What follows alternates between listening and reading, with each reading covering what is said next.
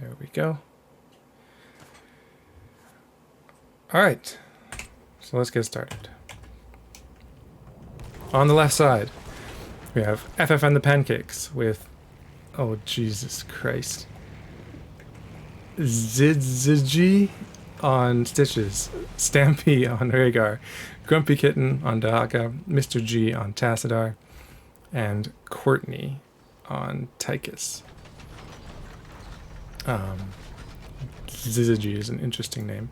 On the other side, we have Beyonce Gnolls with The on Orphea, Bobinski on Hogger, Mean Bee on Muradin, Vermouth on Ragnaros, and I missed one, Lysena on Stukov.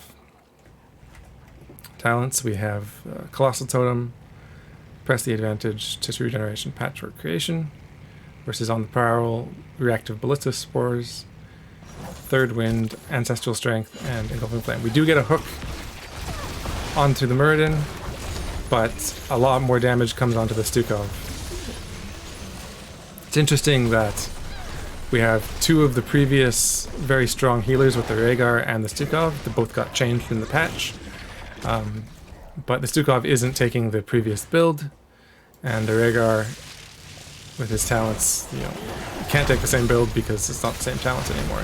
Vermouth does get hooked and walled, almost escapes with 8 health, but the last poison damage comes through. Meanwhile, Rhaegar and Tacit are both down to 10% in exchange. So it is a successful gank, but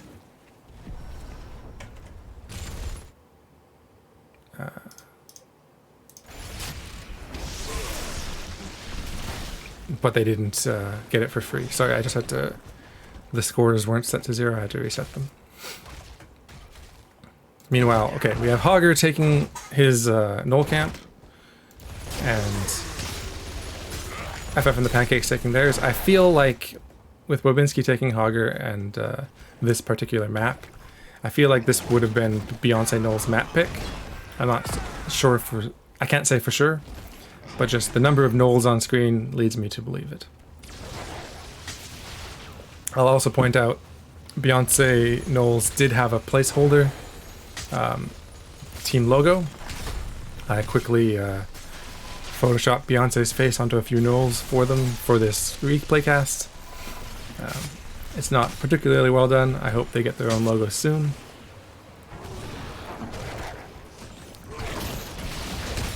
We do have camp cleared mid, and wow, FF and the Pancakes were pushing in, but pushed a little too hard and Rhaegar went down, but then Muradin pushed a little too hard into the Tychus and went down in exchange. So that's a 1-for-1 kill as these Gnolls are getting cleaned up.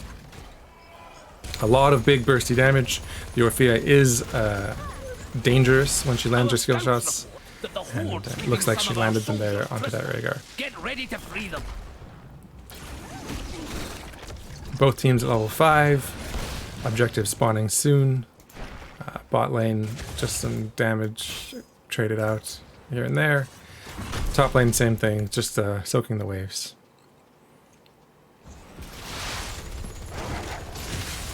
Meanwhile, mid lane, FF and the Pancakes are clearing the wave, giving them a little bit of priority to rotate somewhere else. Meanwhile, Hogger, who cleared his camp faster, is there to clear it again. He doesn't quite get the infinite spin, and spins a little too far away, but he comes back to finish the job on the last Gnoll.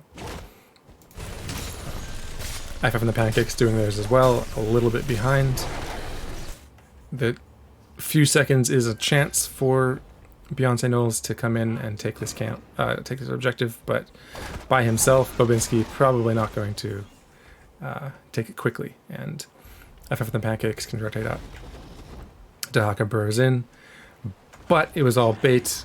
Beyonce Gnolls are not invading. I thought they were going to go mid and clear, but they're not doing that either. Both teams being very defensive on their objectives. Hogger goes in for a spin. I didn't even know that that angle was 45 degrees. So good spin from Hogger. Good slow from Lycia, but Tychus is in the back, takes out the Orphea, doing his minigun thing onto the Muradin, who barely jumps out in time. walks through the Gnolls, but they were facing the other direction. But finally Stampy, named after the Simpsons elephant, charges in for the kill. And his team catches Stukov. And that's a lot of death on the side of Beyonce Gnolls. FF and the Pancakes showing strong, getting a good foothold on this first objective.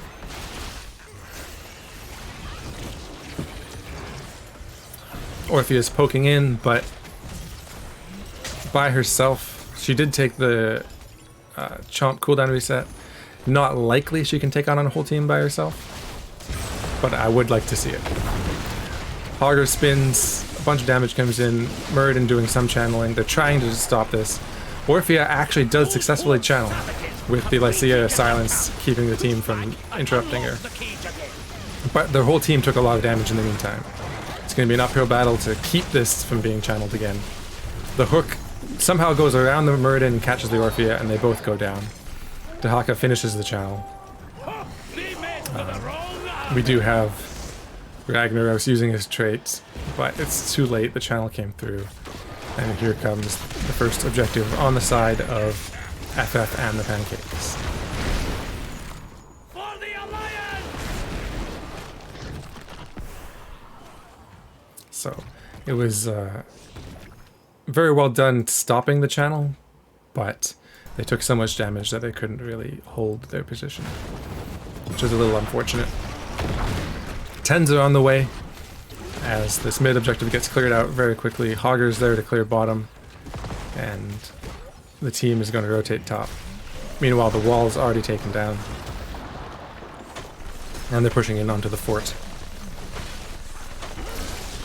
Here comes the team of Beyonce Gnolls.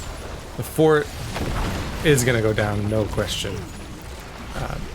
Lysina gets a good silence onto Tassadar, but gets hooked for his troubles, and Muradin gets stays a little too long and gets knocked into the wall and killed. Objective will be down soon. It's not going to get this wall, won't even get a tower, but the top fort did go down, so that was a successful first objective. Hogger just used his spin, so his escape is now gone, as FF and the Pancakes rotate in from behind and they take him out. We do see Grounded Totem and Colossal Totem, so it is the totem build from Rhaegar. A little bit weaker, a little bit later than before, but still strong enough to mitigate a lot of damage. Dahaka does start bottom boss as his team rotates down, and heroics are here for both teams. Ancestral Healing, Black Hole, Laser Drill, Adaptation, Future Bile, against Shockwave, Massive Shove, Avatar, Eternal Feast, and Lava Wave. As you can see, the Lava Wave is there. So this boss is going to be pushing without any minion support. It'll take these towers, probably, but probably won't take the fort if there's a defense. Meanwhile, FF and the Pancakes has to defend mid against Gnolls, but they do that on their way to securing top boss. As Beyonce Gnolls clears out bottom boss.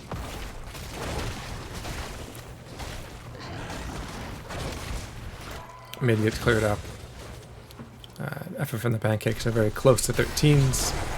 This boss and a wave or two will secure it for them. And they will have a talent tier objective. You know what to do. Talent tier advantage for the next objective. Words shouldn't be this hard, but so it goes. It is 4v4 up here. Hogger is lurking nearby. Dahaka could burrow in, but the fight doesn't happen. Beyonce Gnolls are just going to clear this boss using the Ragnaros trait to save some structure health and hopefully be in time to position for the objective. It does take 40 seconds to channel, so even though FF and the Pancakes are there first, there will be time to defend. And there are only 3 members there as they take their camp, but the other 2 are rotating in. So they do have 13 advantage, but it is on Beyonce Gnolls' side, so we'll see if that gives them the chance. They have 20 seconds to push FF and the Pancakes off and channel. They are positioning, but their healer is behind. There's the Eternal Feast. Only hits once. Not a lot of damage going out quite yet. There is the Hogger and the Black Hole hitting each other, stunning both teams out. And that took long enough that the objective got taken. Avatar was used, and Dwarf Toss was just enough. The Draken Lazen Drill and Stitcher's Poison was enough to take out the Stukov. The dash from Orphea gets her safely away from the Dahaka tongue drag. And only 2 kills for FF and the Pancakes. Meanwhile, their objective is now coming in, but Beyonce Gnolls are not afraid to just keep fighting, and they do take out Tassadar. Muradin trying to 1v1 versus the minigun Tychus. Almost saved by the Stitches, but the poison was enough to confirm that kill. Although, actually the minions did get the final hit. So, Beyonce Gnolls, not afraid to be aggressive, not afraid to keep fighting even when they're down. Unfortunately, those hooks just keep landing, and the picks keep coming. So the Stitches, we're not going to see the draft and the bans, but I would anticipate would get banned out next game, because it's doing very well for FF and the Pancakes. I don't know who FF is, and I don't know which team members are Pancakes. But maybe the Pancakes are the people they flatten along the way. As this mid wall starts to go down, towers down, gates down, and 5 members here. Looks like they're going to take this tower and move on. Nope, they're not even going to take the tower. The minions will do it for them. Last hit of that minion's last part of life takes the tower out. And it's 16 to 14. Ought to be time before the next objective for Beyonce Gnolls to get their 16s and even up the tiers. The Ragnaros Lava Wave helping to soak, get them that experience back. We do have full totems for Agar, a lot of Q talents for Tassadar, as well as some auto attack talents, as Ragnaros just gets caught behind a wall with 4 members of FF and the Pancakes and gets annihilated. Fortunately, when you're down heroes, your experience isn't that much. Eternal Feast getting a lot of value, hitting several times, almost taking out the laser drill, but Muradin kind of caught too far forward. The Black Hole is there, stuns out the team, and Muradin goes down. There's another hook onto the Stukov, has no chance to escape. Orphea doing her best to waltz and dash around. She did take the Chomp talent at 13 for extra shields and healing, but with so many members still alive for FF and the Pancakes, it's hard to survive. Another hook onto the Hogger. He tries to spin away, but Tychus is there to just minigun him down as they're pushing in onto this keep. Ragnaros does what he can to save some hit points, but by himself, not a lot he can do to defend. Muradin's now here, but 2 versus 4, still not good odds. 16s are in for Beyonce Gnolls, as Orphea is basically the exact build that I like to go. It's the solo carry, I can win the game by myself build if you land all your shots in the right place and don't get CC'd. High risk, high reward. Hook catches a Gnoll. Fortunately, it wasn't a player, as the camp does go over to Beyonce Gnolls, and there's 30 seconds for them to challenge this objective. Tychus, too far forward now, uses his minigun to do a bunch of damage, but it's not enough to secure kills. Black Hole comes out and hits 5 in the mud pit. Orphea does what she can to dance around, but Stukov and Orphea go down. The last hook comes through. Vermouth does get his shield. The totem comes down, tons of damage. The Psy Storm doesn't connect that last kill. Ragnaros does escape. Meanwhile, the minions did do the counter channel. There is so much going on in this game, it's hard to keep up. These teams do not want to stop fighting. I love it.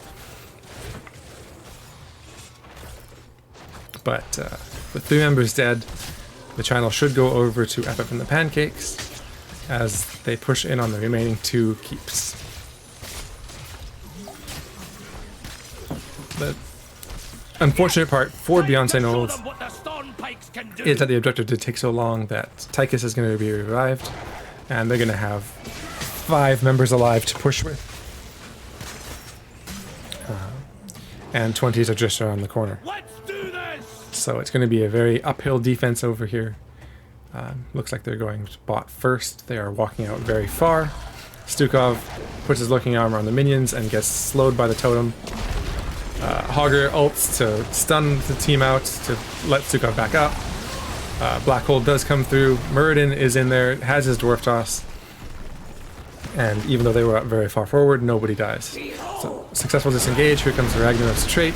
20s are in. You know, Pit Fighter, Kugelblitz, can do this all day, change the survival, and give him the Embalmer. As Ragnaros tries to take this objective out. The Stukov push doesn't connect. A big stun onto Stitches. Muradin pushing the envelope as far as he can. Does have that dwarf regeneration. Ancestral Healing comes out on the Stitches. Another hook lands onto the Stukov. Big stun onto Dehaka, but he just burrows and Essence is up. But the fort is attacking him, and he goes down to almost no health. Muradin low again, still alive. Such low health bars, but this time everyone survives. Meanwhile, Lava Wave does counter push, and both keeps survive. Very low hit points, but successful defense, down 20. I call that a win. They still need one more level to get there. Meanwhile, FF and the Pancakes are taking the boss, and looks like the boss alone should be enough to push the keep down. I anticipate they will probably go to top boss as well, and that will push down top keep. And that will get them a 6 structure advantage. But it'll also buy time for Beyonce Gnolls to get to 20, and one late game team fight can be all you need to win the game. Now, going through 2 structures and core, especially on this map where it has armor, is very difficult. Going through 6 structures and core to get rid of that armor, even more difficult. So their work is cut out for them on the side of Beyonce Gnolls. But they do clean up this boss. Looks like just in time to save the keep. Well done. But soon they will be contending with a second boss. And meanwhile, their lanes were pushed out enough that soaking has not been difficult. Their experience hasn't really moved in the last little while. Lava Wave will be up in 20 seconds. That ought to be enough to buy them level 20s. But FM and the Pancakes are not letting this boss push alone. Let's take him back. So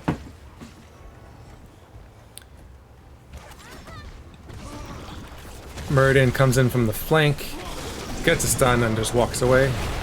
Ragnaros traits up. The Orphea Eternal Feast is good, does a bunch of damage, but the Tassadar Wall keeps Stukov stuck. But here comes the Lava Wave, doing some damage, but just kind of washes over the team, and they seem okay. The keep goes down. Borinski just spinning out to get away as the boss comes in on the core. Tassadar, tons of damage. Tychus also. 20s did come for Beyonce Gnolls, but the hook catches Orphea as she's about to escape to core. And 4 members down. There's no conceivable defense. As FF and the Pancakes take game number 1. Let's see if this works. Yeah, close enough. Game summary. Rhaegar did tons of healing. Tychus, huge hero damage. Dassault did a bunch as well, but Tychus was just minigunning down everybody he could find. Dehaka did a bunch of siege damage, but not nearly as much as Ragnaros, as you'd expect with Lava Wave on a big map, especially when your lanes are constantly being pushed. Lava Wave soaks a lot, so that's no big surprise. But Beyonce Gnolls seem to just get caught out a little too much. They wanted to fight a little too much, and that bit them in the bottom a little bit. So we are going to go to the map view as I load up the next replay. And FF and the Pancakes won game number 1 on All Track Pass. That's not the right folder. Game 2 is going to Infernal Shrines.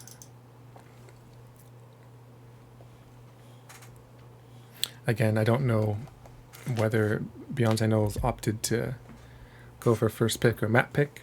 We don't get to see the draft. That's the unfortunate side of replays. But you still get to see the game, so that's what's really important, right?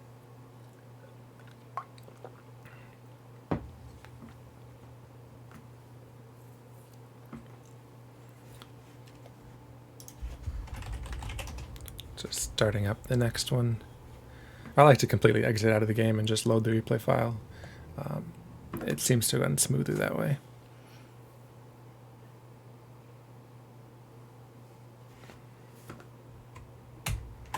But here we go.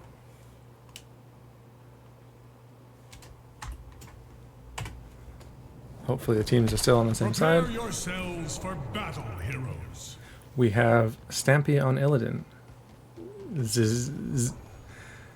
Zizaji on Uther, Grumpy Kitten on Dahaka, Mr. G on Lucio, and Courtney on Orphea. So Orphea being a bit of a turncoat. And for Beyonce Gnolls, we have Vermouth on Liming, Bobinski on Hogger, 10 seconds. Lesena on Brightwing, Mean Bee on Muradin, and The 3. on Tychus. So Tychus switching sides as well. But we still have that Hogger. Beyonce Gnolls, love the Gnolls.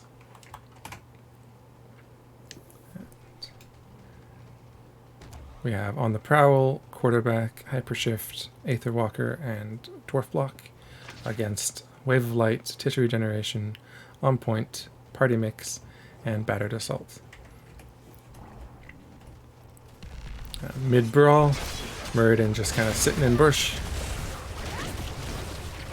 Stun comes on to Dahaka, but the wave gets cleared by FF and the Pancakes. Meanwhile, Hogger and Ming already in lane, getting their soak everywhere. Ming, a little bit far forward as the 4-man comes in, does have that blink, but gets stunned by the Uther. The Hypershift just a second too late. She almost escaped to her wall. With the Hypershift to come in, she would have. But you gotta be wary of those ganks.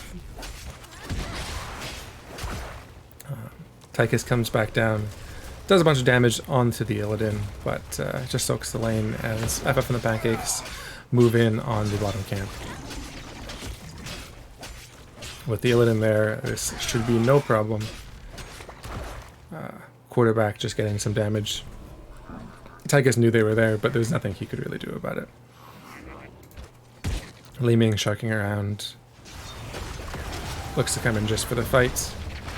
Neither team focusing on their own camps, but F and the Pancakes pushes a little bit, takes the minion wave, and then backs up to their camp. Hogger looked like he was looking to do a spin on his camp, but doesn't want to miss the soak. Camp's taken by FF and the Pancakes. Bottom camp being cleared by Beyonce Gnolls. As the invade looks like it's coming. Muradin does sniff it out, but there are 4 members here with level 4. Muradin's already low. Hypershift comes in, and now we have 4 members here on the side of Beyonce Gnolls. The fight can happen. Li Ming gets a good orb. Illidan just kind of ignoring the team and just going for the camp. As Dahaka burrows in and gets the tongue drag on the already low Muradin, he jumps out, stays alive. That was very close, but the camp goes over to FF and the Pancakes. The shrine will be active So, a a lot of action going back and forth. Hogger taking their camp as Tychus just looks to soak bot. 2 camps pushing in mid. They're clearing that up. 15 seconds on objective as FF and the Pancakes go for their bruiser camp. Hogger's just finishing up theirs. Both will be pushing as the objective starts. Illidan in place for the objective as it begins to get that early advantage. As I assume both teams will soon be rotating up. Illidan quite good at sustaining himself, but killing individual little minions takes him a little while. But he does get 10 before the enemy team gets any. And 5 members here for both teams, leaving a little bit low. Lower down, not low health. As the fight begins, both teams level 6. Huge minion advantage on the side of FF and the Pancakes, so Beyonce Gnolls will have to kill the heroes in order to take this objective, but Muradin seems to be going low, gets out for his second wind, and Li Ming can't really poke too effectively onto the team as the minions are in the way. And the objective does go over to FF and the Pancakes. A lot of poke damage going through, but Lucio, with his AoE healing, can keep the team healthy. Punisher turns around to deal with some minions before going to the wall, sort of delaying the push. Meanwhile, Hogger trying to get his team level 7. Muradin not quite showing enough for the Punisher to jump, and unfortunately gets rooted by the Punisher and killed by the Punisher. The team did damage, but Punisher got the credit. He missed the Stormbolt and didn't quite bait the Punisher over the wall. So very unfortunate circumstance for him. But the Punisher's almost dead. They're going to lose the top fort, Blue team has destroyed a but fort. shouldn't be too much more than that. Meanwhile, no one on FFL and the Pancakes is soaking, and Hogger is earning some experience. So that is an opportunity to find an advantage. But he goes for the spin on the camp bottom instead of soaking lanes, and here comes FF and the Pancakes. He's not showing. Their camp isn't available. He's either on their camp or bot camp, so they know he's there. And Hogger just decides to back out when he sees them coming. Plays it safe and doesn't get killed. But with 4 members down here, I don't see any contest for this camp. And FF and the Pancakes takes it. Or if you're going very close up to the walls, but the towers won't attack, but the minions there, she can kind of do as she likes. Invade comes in again. Nothing really for what are they called? Beyonce Gnolls to do, but let it happen as Hogger is too far away. 5 versus 4 with a level lead is a bit of an uphill climb. Just clearing this camp mid before it gets too much value, and trying to get to 10 without losing too much. FF and the Pancakes are moments away as they push in on this wall. They're not afraid to start a fight before 10s, but here they are.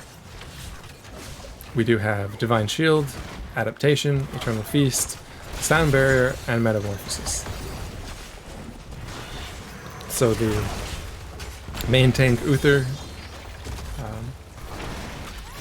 if anyone does get low, the Lucio will be able to heal most people in a big AoE. If anyone individually gets low, the Divine Shield will be there to heal, keep them safe. So it looks like FF and the Pancakes are a very, very durable team at the moment.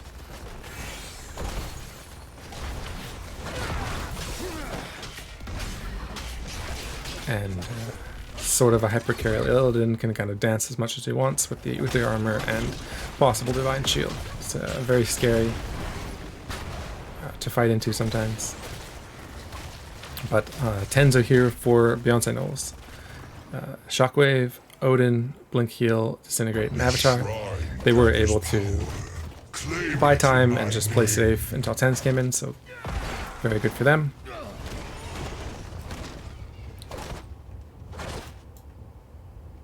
As they take their camp before the objective. They are likely to do this first, which might give them advantage on the objective. They do have both forts up near it, so Beyonce Gnolls has a good chance to win this one if they play their cards right. They do get there first. Hogger starts the objective, but the fight goes up top. Muradin, very, very deep, gets the hyper shift in. Looks like they're just trying to distract the team with a fight while Hogger does his spins and gets the first few minions. He is doing an infinite spin on this objective. I would imagine that he practiced this as it's kind of a fun, cheeky thing to do. Zizzy getting very low, does still have the Divine Shield, but hasn't popped it yet. Hogger doing a bunch of damage, but the spin ends. He uses a shockwave, but gets taken down. Hypershift comes in on the Muradin, who does get tongue drag. The Eternal Feast blink heals out. Li Ming poking in damage. Orphea completes a quest, but no one else is going down. Just that Hogger. He did get a lot of minions, but with the team pushed off, FF and the Pancakes takes this objective as well.